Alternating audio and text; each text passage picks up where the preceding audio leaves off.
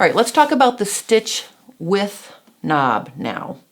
The stitch width knob actually creates a wider or narrower stitch based on how close or far the knife moves from the needles.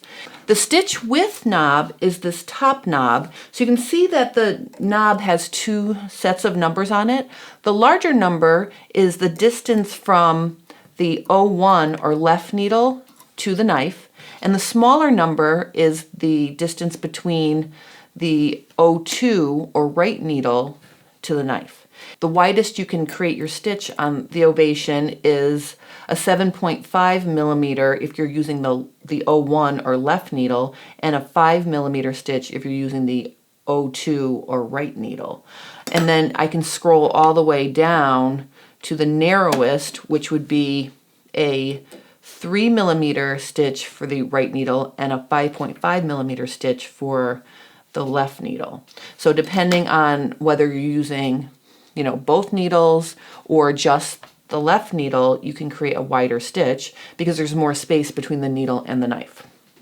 When you turn the stitch width knob, it's doing two things for you. It's adjusting the knife so it either cuts more or less fabric, and it also moves the stitch finger in or out.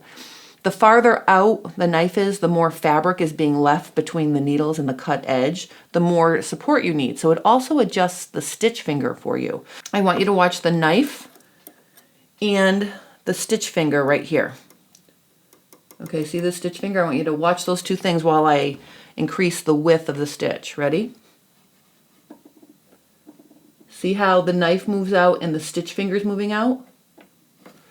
See how far this stitch finger is now? The fact that the stitch finger moves for you is amazing. And what that actually does for you, in addition to creating more support when you're working with a wider stitch like a 4 thread or a wide 3 thread, it also tucks it back in. So if you're doing a rolled hem, you don't have to take the stitch finger out or adjust the stitch finger separately.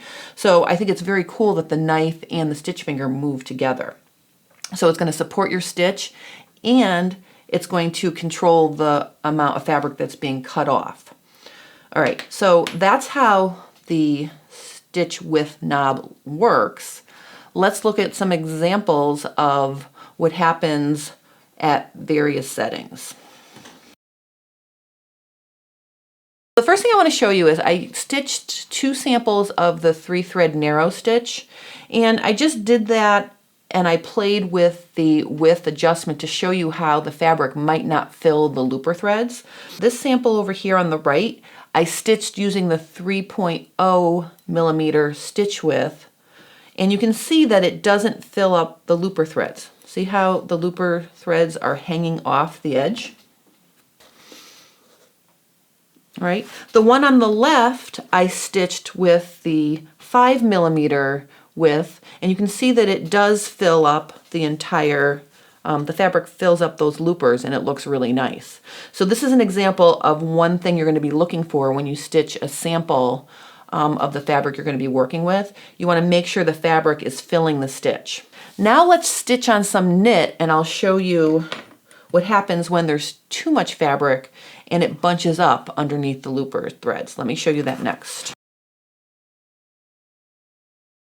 So I'm going to just stitch a 4 thread on this knit, and I'm going to show you how that looks. And I'm using the 7.5 millimeter width adjustment.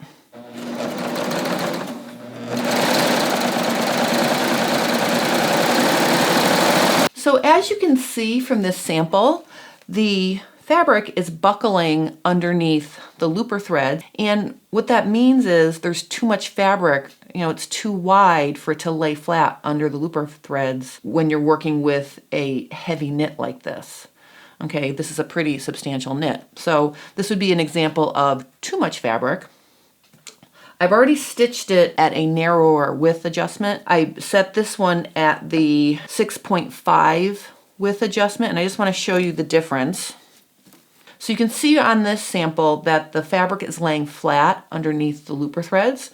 So a 6.5 width setting would be better for this fabric. All right, so this is a good illustration for why it's important to stitch samples from scraps before you start working on your project. Whenever you start a new project and you're working with a different fabric, always, cut some rectangles out of the scraps and just run them through the serger, fine tune, adjust your stitch length and width to get the perfect stitch. If you do a lot of different kinds of fabrics, a cool thing to do is to actually keep that sample in a page protector in a binder, and it'll give you a reference guide for how your serger works with, a larger and larger variety of fabrics as you add to it. So that's another thing you can do with your samples after you stitch them. If you have any questions about stitch length or width, please post them below or visit my blog at Stern Designs. On Thursday, we're going to be working with differential feed, so that's going to be super fun. I hope you join me for that. And I hope you guys have a great rest of your day, and I'll see you next time.